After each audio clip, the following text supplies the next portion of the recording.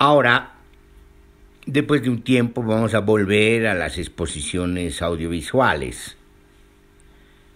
retomando en parte series y temáticas y problemáticas que hemos ido abordando, de las cuales algo ha quedado pendiente, de las cuales tenemos que tomar en cuenta sus propias aperturas y las vetas abiertas.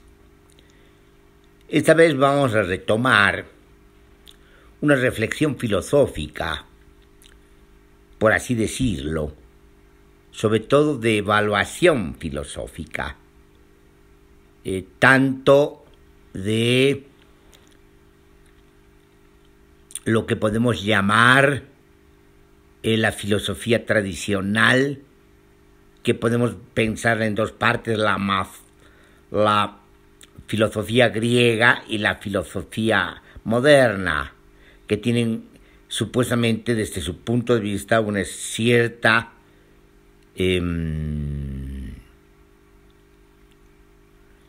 continuidad. Y también podemos ampliar la perspectiva para que no sea tan sesgada y pensar una evaluación filosófica más amplia, cuestionando la misma continuidad entre la filosofía griega y la filosofía moderna, a pesar del mito que se construye histórico la filosofía moderna. Por otra parte, es indispensable abrirnos a formas y estructuras de pensamiento que podemos considerar también en un sentido amplio e histórico-cultural filosofías. Por ejemplo, las filosofías orientales, la filosofía china, las filosofías hindús, las filosofías del Medio Oriente, y también es importante tratar el pensamiento propio del continente de Abya Yala, sobre todo antes de las oleadas de conquista y antes de las oleadas de colonización. También tendríamos que considerar el pensamiento propio, obviamente, después de las oleadas de conquista y colonización. Es decir, porque obviamente estamos asistiendo a la articulación del continente de Abya Yala conquistada y colonizada al mundo y sobre todo a la invención del mundo desde el continente de Abya Yala, porque la modernidad propiamente dicha comienza con la conquista de Tenochtitlán. Y como hemos dicho de una manera ilustrativa, metafórica y figurativa, que la modernidad es una invención mexicana, porque la modernidad como tal se da precisamente a partir de la conquista de Tenochtitlán y después, sobre todo teniendo en cuenta ese imperio fabuloso que es la Nueva España, que se extiende desde Centroamérica, pasando por lo que ahora es México hasta Norteamérica. Y es precisamente este imperio el que financia la conquista del Perú y financia el viaje a Filipinas. Entonces, obviamente, estamos hablando de lo que podemos llamar el nacimiento de la modernidad barroca, que se da en el sur, no en el norte, que es lo que no tienen en cuenta los famosos teóricos decoloniales, que solo hablan de norte y sur, olvidándose de que la estructura básica, el sustrato básico de la modernidad se da en el sur, como una modernidad barroca, articulada de manera inaugural y digamos institucional, con las coronas de España y Portugal. Una modernidad que estaba hilada también religiosamente por los jesuitas, que tenían sus asentamientos desde Japón, pasando por la China, la India, obviamente atravesando Europa, y llegando al continente y llegando a Filipinas. Es decir, estamos hablando de una modernidad barroca. Bueno, en esa modernidad barroca también se da un pensamiento propio, porque se preguntan sobre la propia historicidad, la propia culturalidad, que es básicamente mestiza e indígena. Pero, digamos, los mestizajes culturales, institucionales, sociales, se dan, pues, en este continente. Entonces hay un pensamiento propio también, que tiene que ser auscultado en ese contexto histórico. A su vez, tenemos que hablar de un pensamiento propio en el continente ya después de la independencia, en plenas repúblicas, donde también hay búsquedas muy importantes, sobre todo en el contexto de las transformaciones en la modernidad, sobre todo de las transformaciones en la dialéctica del iluminismo. Y en ese sentido tenemos que tomar muy en cuenta lo que pasa, por ejemplo, con el marxismo latinoamericano, sobre todo el marxismo latinoamericano propio, no como repetición de la Tercera Internacional. Y ese marxismo latinoamericano se da con José Carlos Mariátegui. La peculiaridad es que con José Carlos Mariátegui se articulan dos versiones de luchas, una que tiene que ver con las tradiciones de luchas y de guerra anticolonial indígena, y la otra que tiene que ver con la lucha de clases. Y lo interesante en Mariátegui que da lugar e inaugura tanto un pensamiento marxista propio, latinoamericano, y un pensamiento indianista. En José Carlos Mariátegui se da ese marxismo-indianismo de manera muy temprana, con él y en sus escritos. Entonces eso es un pensamiento propio, pues. Y después, bueno, el pensamiento propio latinoamericano se va a ir extendiendo a lo largo de sus vicisitudes y avatares, de sus contradicciones singulares en las formaciones sociales nacionales y regionales, y sobre todo en el contexto del sistema mundo capitalista después de la revolución industrial, donde se desplaza el eje de la modernidad del sur al norte. Y en ese sentido tenemos, pues, por ejemplo, la teoría de la dependencia, que es pensamiento latinoamericano, y es un pensamiento propio que dan lugar precisamente al concepto mismo del sistema mundo capitalista, y a la teoría de la dependencia, y la teoría de la dependencia y la teoría de la geopolítica del sistema mundo capitalista, que se estructura a partir de esa relación de dominación entre centros y periferias. Entonces, fíjense, pues, tenemos el desarrollo de un pensamiento propio también que se da como un indianismo, una filosofía indianista. Por ejemplo, en Fausto Reinaga, donde después de ser marxista, a su retorno de la Unión Soviética, él decide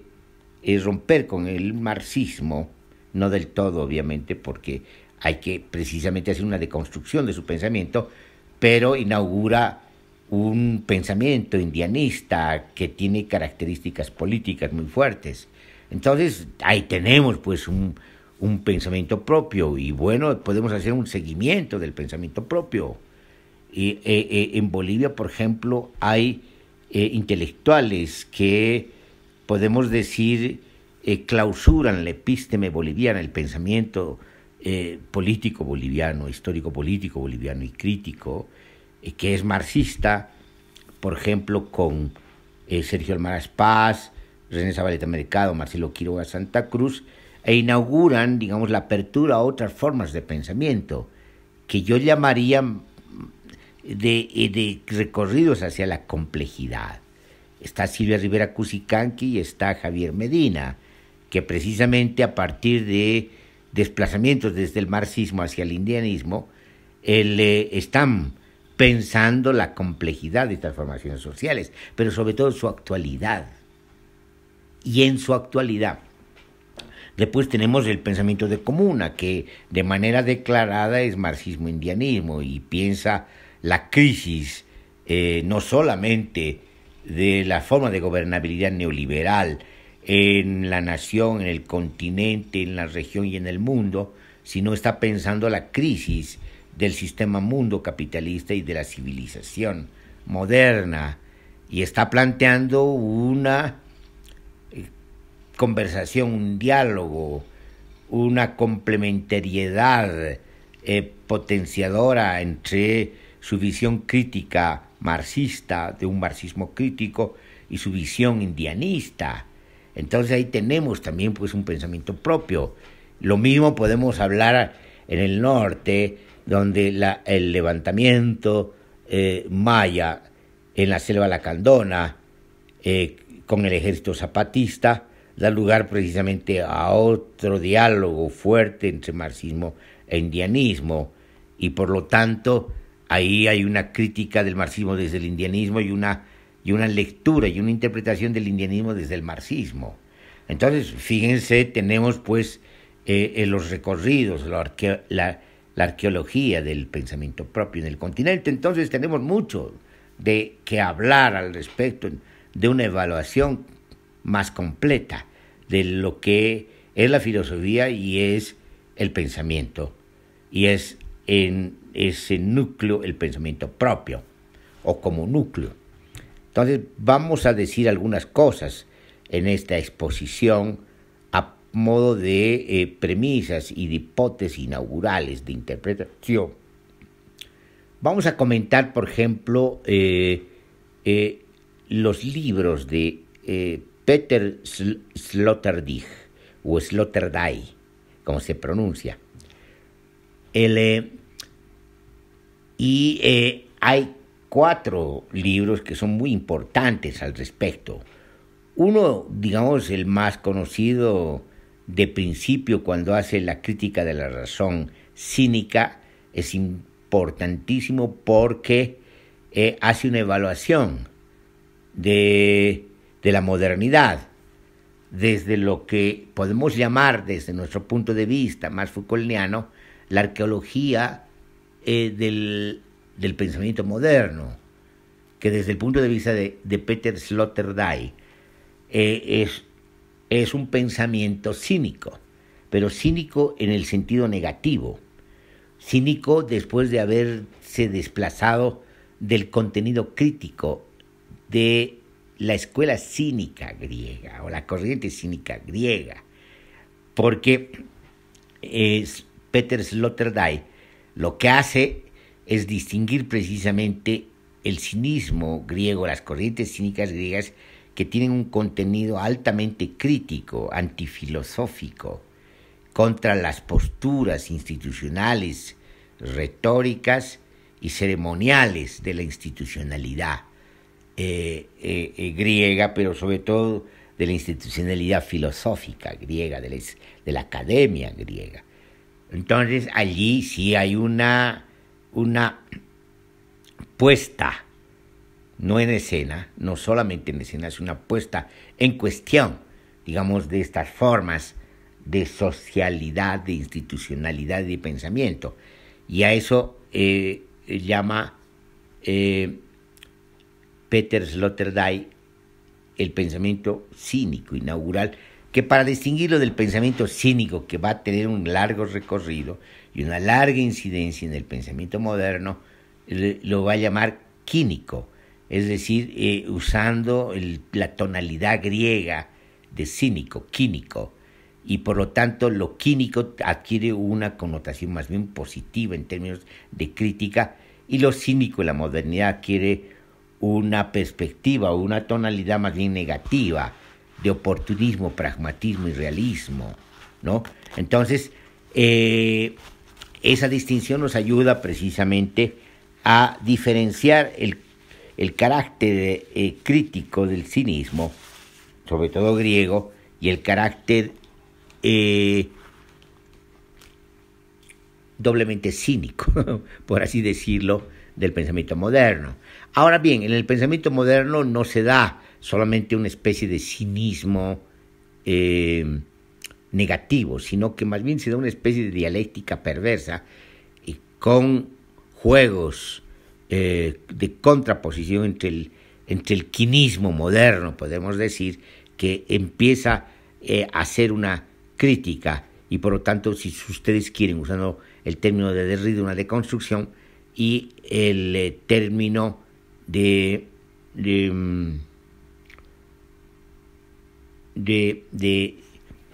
hermenéutica crítica, que también es una especie de deconstrucción y quizás vaya más allá, pero de este pensamiento moderno, entonces lo que se da es una especie de juego complementario y de contraposición, pero de dialéctica perversa, porque termina imponiéndose ese pensamiento cínico,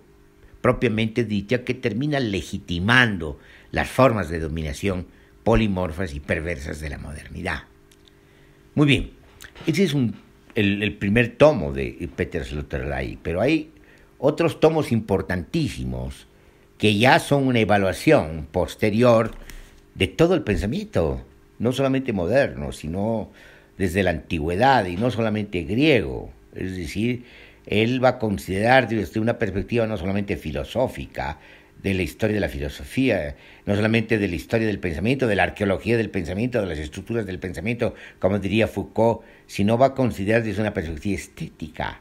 Es decir, va a articular una mirada estética y filosófica para hacer una evaluación cultural, histórico-cultural del pensamiento, pero también del desenvolvimiento de la sociedad, del desenvolvimiento del pensamiento, de su articulación con las formas de institucionalidad y sobre todo con las formas arquitectónicas.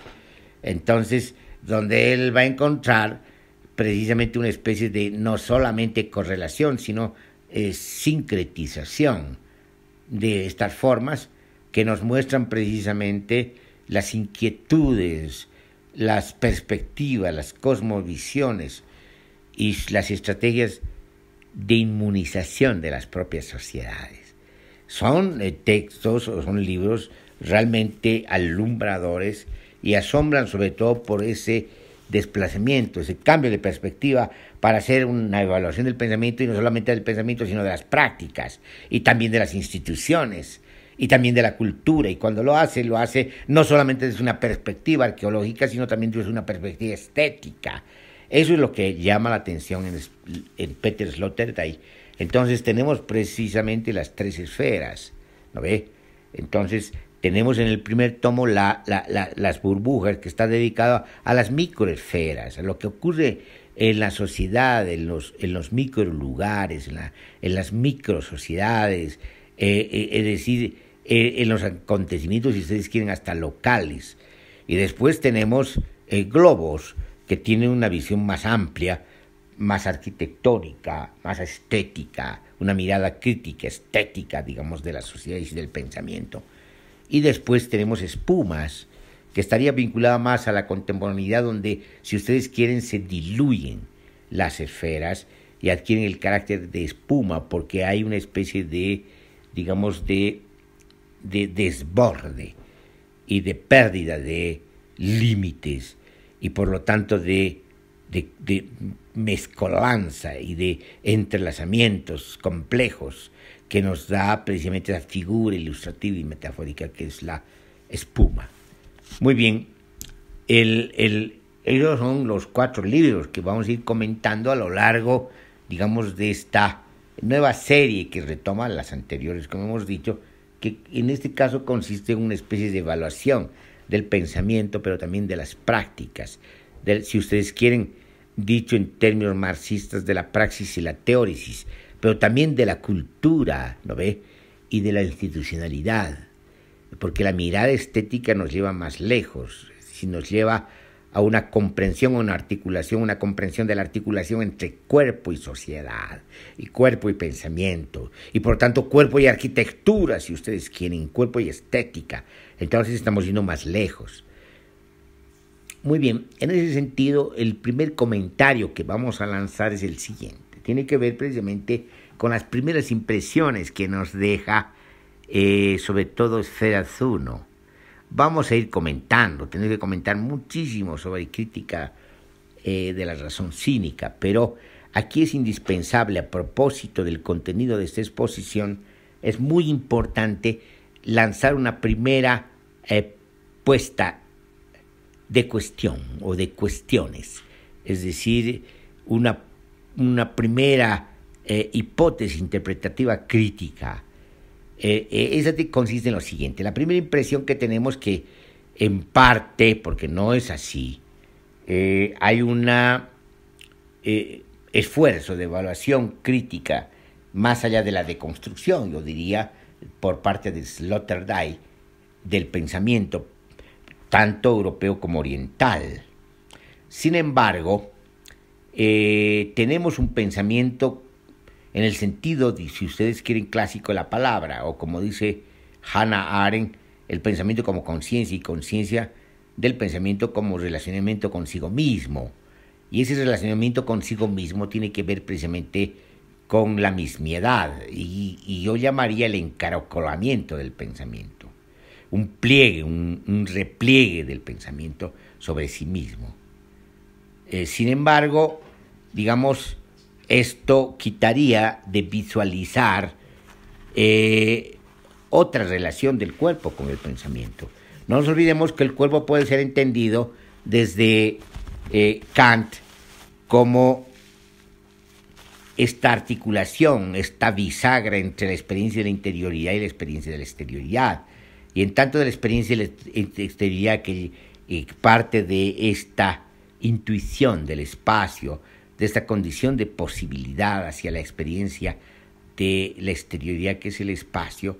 nos vincula precisamente a esas experiencias, a esa articulación, a esa forma de ser el cuerpo, pero con lo que llamaríamos, por lo menos provisionalmente e ilustrativamente, exterioridad. O sea, no solamente el pensamiento se repliega, sino también el pensamiento se despliega. Y en la medida que se despliega el pensamiento, hay un pensamiento que se despliega,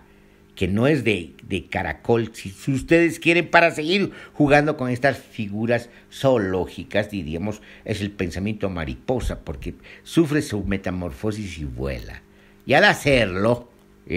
estamos precisamente con un cuerpo que piensa su exterioridad. Iba a decir su entorno, pero es más que entorno. Entonces es conciencia, precisamente es experiencia de la exterioridad. Y ese pensamiento se ve muy claramente, por ejemplo, en el continente de Abya-Yala, donde precisamente el pensamiento de los mitos, el pensamiento cosmológico del continente de Abya-Yala, desde Alaska hasta el estrecho de Magallanes, tanto amazónico como andino, chaqueño, como de la meseta mexicana y de las otras territorialidades del continente, tenemos un pensamiento que piensa su propia metamorfosis, y se piensa en la metamorfosis, un pensamiento del devenir, es un pensamiento de la relación con la exterioridad. Por eso esas formas de mito, es un pensamiento que se piensa precisamente en esa metamorfosis, en ese devenir planta, en ese devenir territorio, en ese devenir animal, en ese devenir humano, en ese devenir cosmología, ese devenir además de los elementos, ese devenir agua, ese devenir tierra, ese devenir fuego, ese devenir aire, y también, si ustedes quieren, de alguna manera, la intuición del quinto elemento, ¿no ve? Que para los presocráticos era el apeiron y para Aristóteles es el éter. Sin embargo, digamos, del quinto elemento está mucho más ligado a ese pensamiento de caracol,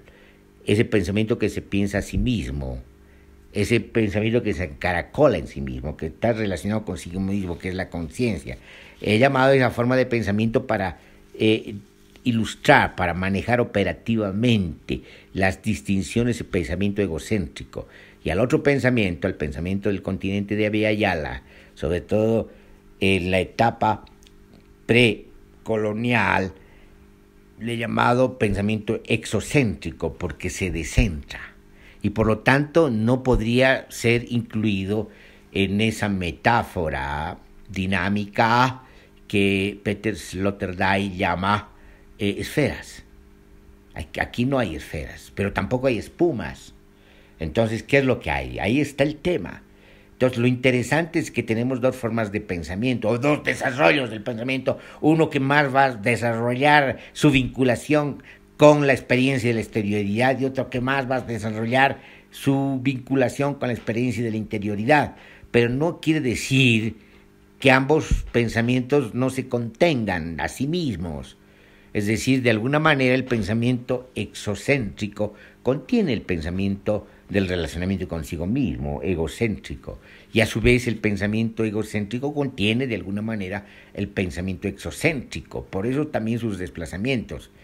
Entonces, de alguna manera no solamente tenemos que mirar sus contraposiciones, sino tenemos que mirar sus complementariedades, pero también tenemos que mirar sus complejas articulaciones, sobre todo en un mundo donde se plantea la crisis del pensamiento, la crisis civilizatoria, y por lo tanto los límites de la misma filosofía y del mismo pensamiento. Es decir, y aquí no solamente moderno, porque hemos dejado de usar eso de occidental y de oriental, porque en realidad, siguiendo a Edward Weiss, los orientalismos son una invención, asimismo los occidentalismos son otra invención. Hay que ser más rigurosos en este sentido y menos ideológicos como lo que cayeron los teóricos de la decolonialidad. Pero aquí lo que nos interesa no es discutir con los de la decolonialidad y quizás tampoco con otras formas de evaluación del pensamiento, de historias del pensamiento, de historias de la filosofía, y tampoco, digamos, con la arqueología del saber de Foucault. Lo que nos interesa aquí es precisamente pensar estas primeras impresiones que nos da la lectura de los libros de Peter Sloterdijk, pero sobre todo porque se trata ya de una evaluación más completa de todo lo que nos ha ocurrido como humanidad, en una relación también compleja entre humanidad y no humanidad, entre humanidad e inhumanidad, pero ya en el sentido que le atribuye Lyotard. Entonces es importante entonces, sobre todo, pensar un pensamiento propio de Abya Yala en las condiciones de la crisis ecológica, de la crisis civilizatoria, de los espesores de la coyuntura actual, que anuncian precisamente apocalípticamente la clausura de la civilización moderna, pero no sabemos si vamos a vivir y tener la suerte de experimentar la apertura hacia otras formas y horizontes de civilización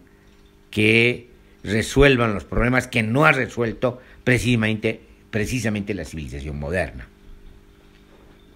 En ese sentido, el de exponer, el avanzar hipotética e interpretativamente sobre este pensamiento exocéntrico, las consecuencias de un pensamiento exocéntrico, retomando lo que Lévi-Strauss encontró en mitológicas, ¿no? Que se tratan de formas de razonamiento que no solamente son clasificatorias, sino también interpretativas, ¿no? Y que no solamente son calendarios, sino que son interpretaciones, formas de pensamiento desde ya nuestro punto de vista del devenir y de la metamorfosis. Muy bien, entonces tenemos tareas importantes en esta serie que estamos retomando y estamos anunciando precisamente que vamos a exponer todo lo que hemos dicho. Pero vamos a partir sobre todo de esta discusión, de los aportes innegables y completos, con plenitud, de la evaluación desde la actualidad, desde la contemporaneidad, desde los espesores de la coyuntura, de lo que ha acontecido con las formas sociales, formas culturales, formas estéticas de la humanidad, que nos da Peter Sloterdijk, dándonos la oportunidad también de mostrar algo que no logra desarrollar o no logra mirar Peter Sloterdijk, que tiene que ver precisamente con el pensamiento exocéntrico de Abya Yala. En ese sentido, dejamos aquí nuestra exposición inaugural mostrando precisamente la proyección de esta serie de exposiciones sobre la arqueología y la estética del pensamiento y de la civilización y de los pensamientos, de las formas de pensamiento y de las formas de civilización de la humanidad.